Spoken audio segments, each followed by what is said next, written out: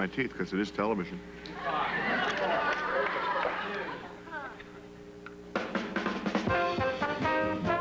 Tonight, almost live, it's America Tonight. 30 minutes of TV on the UBS network. Located in the UBS Broadcasting Mall in El Tacoma, California, the unfinished furniture capital of the world. With Phyllis Wolf, who has a famous person living in her head. Dr. Richard Osgood Van Moot, who helped poor people by not becoming one. And a special appearance by Rob Reiner, whose wife has the #1 TV show, a distinction he used to have. With the music of Happy Kind and the Mirthmakers. And me, I'm Jerry Hubbard. Hi, everybody. And now here's your host of mine, the flower of the coast, Mr. Barth Gimbel.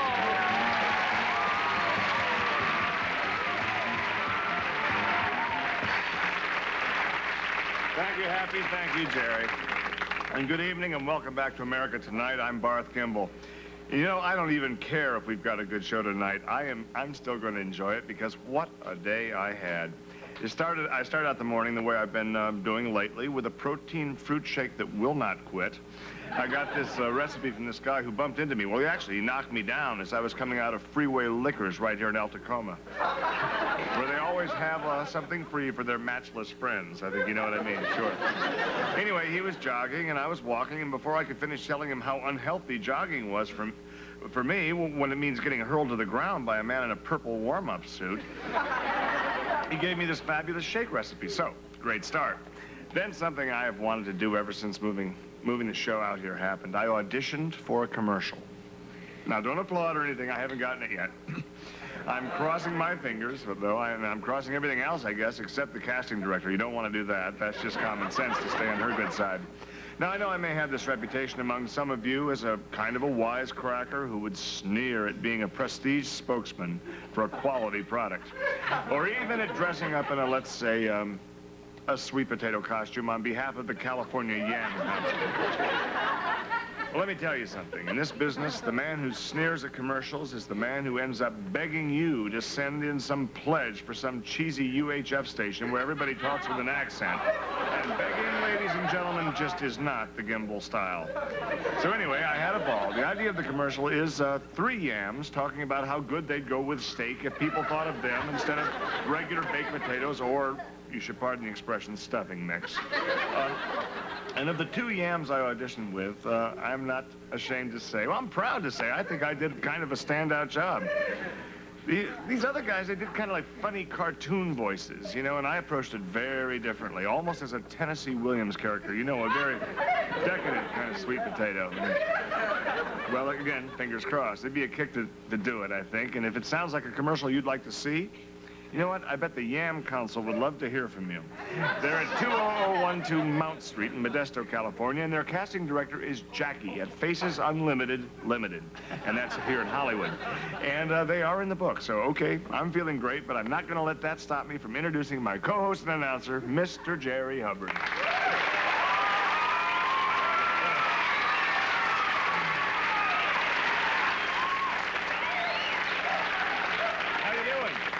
Fine. Good luck on that commercial. I think you do a heck of a good job. Fingers crossed, yeah. Is it a tasteful commercial? I mean, it was about candied yams, but... Oh, it's tasteful, yes. You know, some of the commercials, years ago, they used to have those very annoying commercials, and they got more into the soft sell. But lately, there's been a whole flurry of commercials that are very annoying. There's one on, you see it late at night, about one of these national scandal newspapers. They repeat the name over and over and over and over. I find it personally insulting. Obviously, they think we're idiots and can't remember a name of a product unless they do it 100 times and drill it in over and over and over. Now, which paper is this? I forget. I didn't catch the name. But you can't help it. It's over and over and over. You know how annoying that is when someone says something over and over and over? It drives me up the wall. It's quite annoying. Just over and over and over and over. It certainly is annoying when someone does that, just over and over. Right, Jerry? My next guest claims to have been in touch with someone who is normally very difficult to reach. Isn't that ironic that would come up now? Because he's dead. He's dead. He's quite dead, but she's been talking to him. Please welcome a former legal secretary, but now a lounge singer, if you can figure that out, Miss Phyllis Wolf.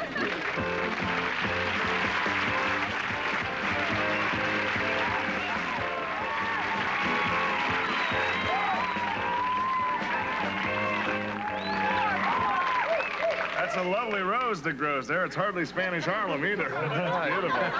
Well, listen, Phyllis, what is it that enables you to communicate with the dead? I'm not really sure. I think it's vibrations or energies. I guess. I'm just a psychic, and that's all there is to it. Really? That's a great thing to be. I remember the great ones from the movies. There was Tonto, and Cisco Kid had Poncho, and Gabby Hayes was one of my favorites. They were really great. Jerry, those weren't psychics. Those were sidekicks. We're talking about psychics, okay? Now, Phyllis, who is it that you're in touch with? The great Cole Porter. You've been talking to Cole Porter? My gosh, what are you, psychic? That's a great mental gift. Cole Porter, that's even greater than talking to Gabby Hayes. I guess it's safe to say that without being insulting because they're both dead. Sure. Do you ever talk to Gabby Hayes? I'd love to know if they let him wear that beard in heaven. I don't know if they have rules in heaven. What do you think? No, Jerry, my only contact is with Cole Porter and his music. We're talking about what? Dead sidekicks, right?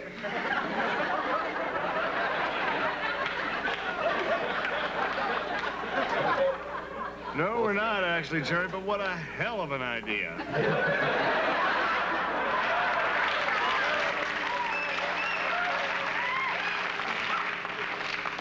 Okay.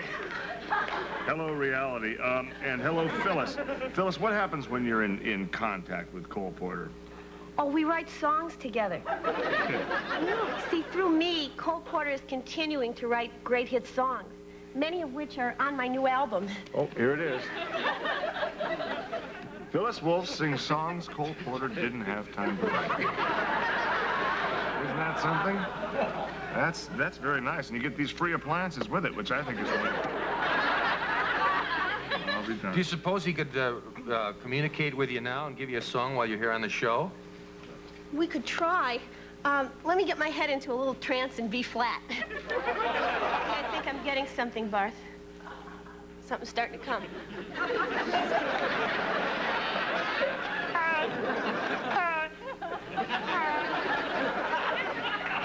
I think she's got Harry James there. Okay.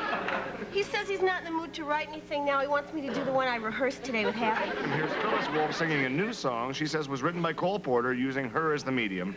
It's called I Can't Get You Out From Inside My Skin.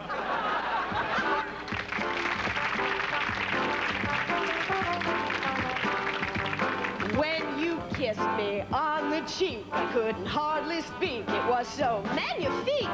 And now I think about you night out and night in. I invited you to dinner and it came out awful. I should have known better than to make falafel. Feeling so sad, gonna run away to Baghdad. I like you more than Humphrey Bogart. Let's go get some frozen yogurt, 'cause from this second, I've got to live. I can't do a thing but you grin.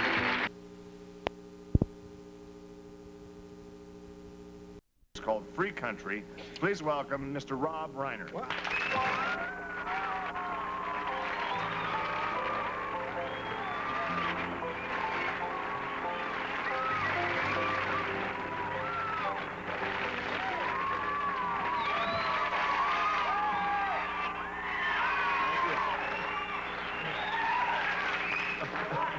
I always think maybe they're not going to show up, but they're here. It's wonderful.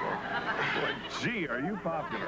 Rob, we're all going to really miss All in the Family. I'm going to miss it. I was 8 wonderful years for me. I'm going to even be miss being called Meathead. I love that when he called you Meathead.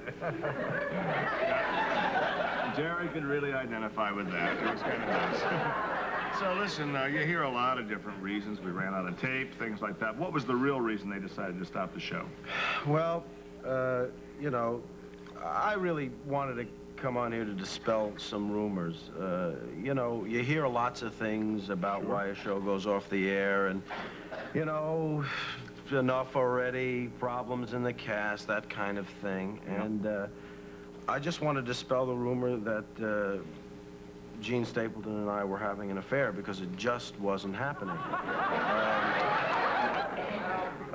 You know, these things start. The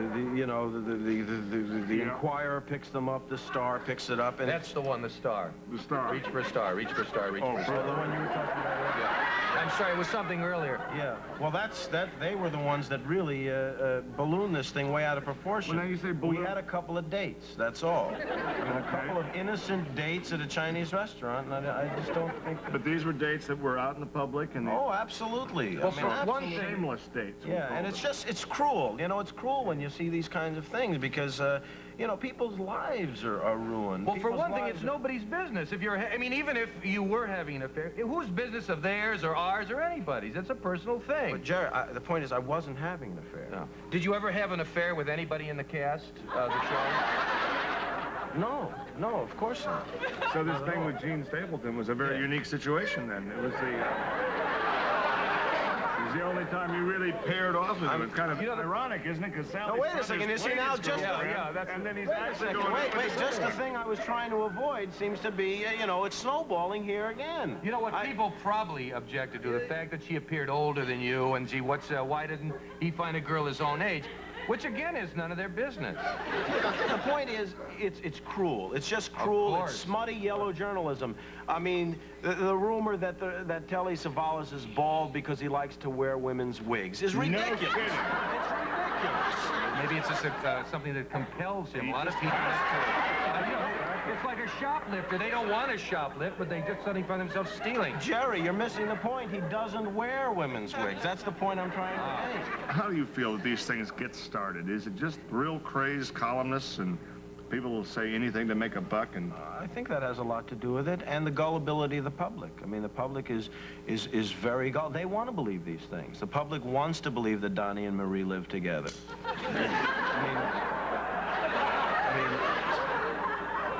That's right? Well, Osmond. I mean, the Osmonds, yeah, but I mean, obviously they did live together. I mean, they're brother and sister, so they would live together. I mean, so they say they live together. I mean, you know, when they were kids in the house, they lived together.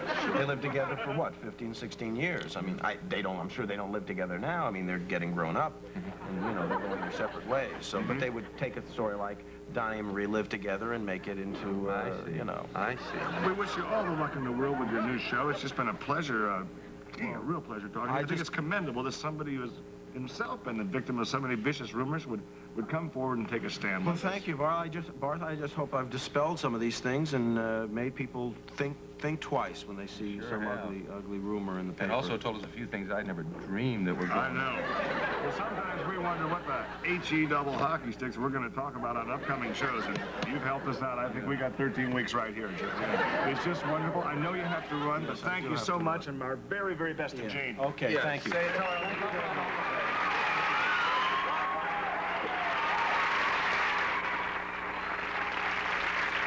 We'll be right back.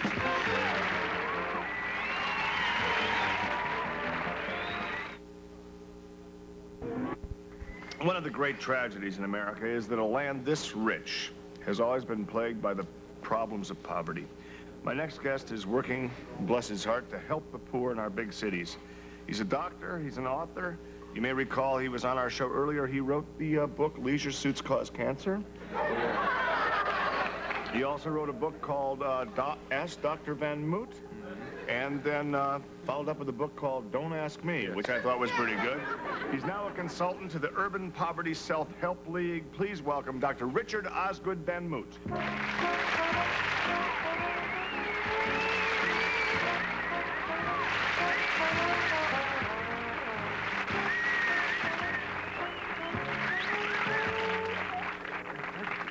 Listen, Dr. Osgood Van Moot, what is the Urban Poverty League doing?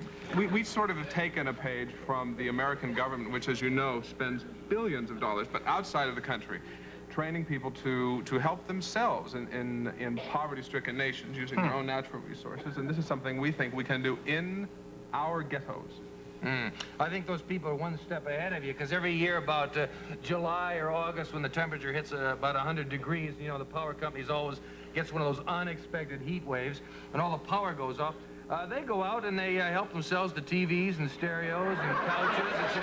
It's a regular shopping jamboree with no money down and no days to pay, as far as I can tell. Jerry, for once, here, I tend to agree with them. They talk about how people are doing this, and this is hunger. Well, I'd like to know when the last time is you saw someone eat a Pontiac, okay? It's not a lot of laughs being poor. And I think that it's important for the poor to discover their own natural resources in the ghetto. And they're there. You just have to look for them. And they're everywhere. For example, just off the top of my head, wine bottles. Lots of empty wine bottles. With a piece of wire and an ice cube and a match, you can make them into attractive match tumblers. Taking the top off. Right, just they take them off, and you can make lamps out of them. Right. Forget the wine bottles. You could turn some of those winos into a lamp. They're a step ahead. Stand them up straight, put a lampshade on, they're already lit.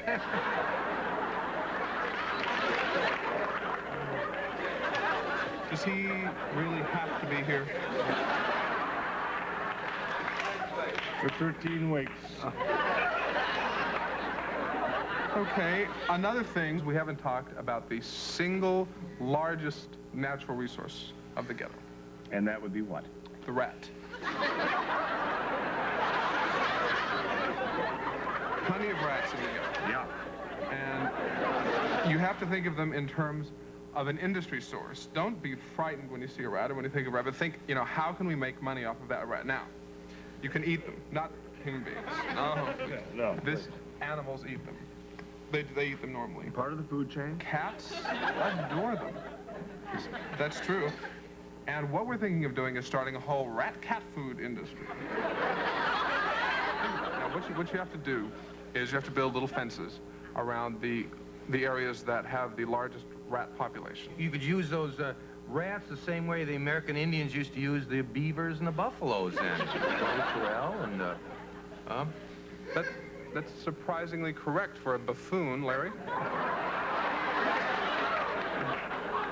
The name is Jerry. Are you sure? The rat pelts can be made into interesting articles of clothing.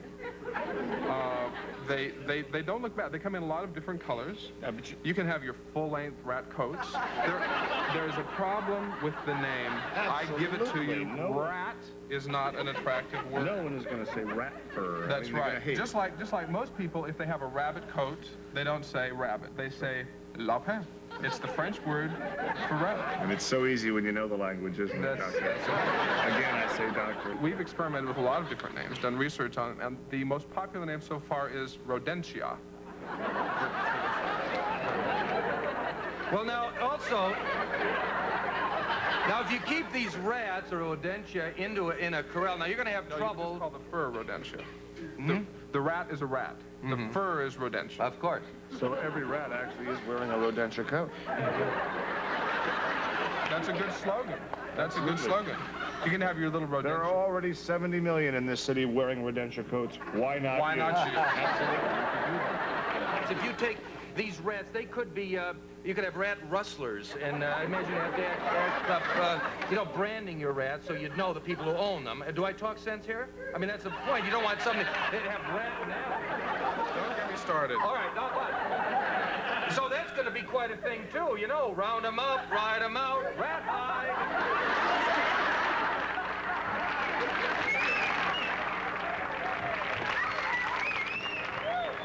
I'm an old rat hand. Get out of town, rat boy. There's not room for both of us. Did you ever see how one of these works? You press it in, the point comes out. You press it. Out of sight, you don't even have to plug it in. You can plug it in. The trouble is, to keep these rats under control, you have to have such teensy-weensy little lassos and lariats. Well, it's okay, but they wouldn't be big enough to do rodeo tricks with, which is good. That's half the fun of it. Of course, you could have little rat rodeos. You could have, like rat wrestling and rat roping. And everyone would be trying to get their rats into... Oh, no! Well, but you see what I'm saying. Sorry, Jerry, that just happened. Listen, Doctor. These rats reproduce. You have a real rat race trying to get all the rats in. This just keeps going in and out, in and out. Jerry, you can keep that if you like, and we'll be right back after these words. Stay with us.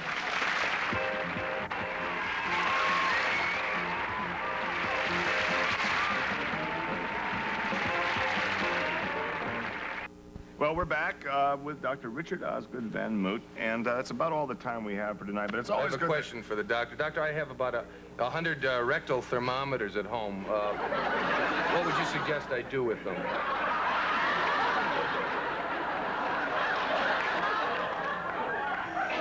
Well, I think that's a whole show in itself, and we're pretty much out of time here tonight. Jerry, thank you so much. Also like to thank you, Phyllis Wolf. Best of luck with your album, and I'll be doing some things from this material that was given us by our special guest, Mr. Rob Reiner. Yes, it's... And I guess that's about it. I think maybe we could just say goodnight, and then I'd like to hear your answer to his question, because it's a really penetrating question. It's the kind of thing I think we ought to get into. I love it. We'll be back tomorrow night. Bye. Tonight, some members of our studio audience will receive the following: classic curves from Dittos, the Feel to Fit Company, pants to make every woman feel beautiful in sizes 3 to 13 and 8 to 18. And Lillian Vernon's catalog gift certificate, jewelry, gifts, decor, personalized items, and things from practical to whimsical, furnished by Lillian Vernon. And Slim Fast, the natural way to lose weight, packed with vitamins, minerals, and natural protein, delicious and filling. You can get Slim Fast with Slim Fast. And don't think you're not fat just because you can't see it. Tonight at 11 on Monty Python, it's the illustrious careers of the Piranha Brothers and their infamous climb to the top. And next, our feature, Fate is the Hunter. And a special guest appearance by Rob Reiner.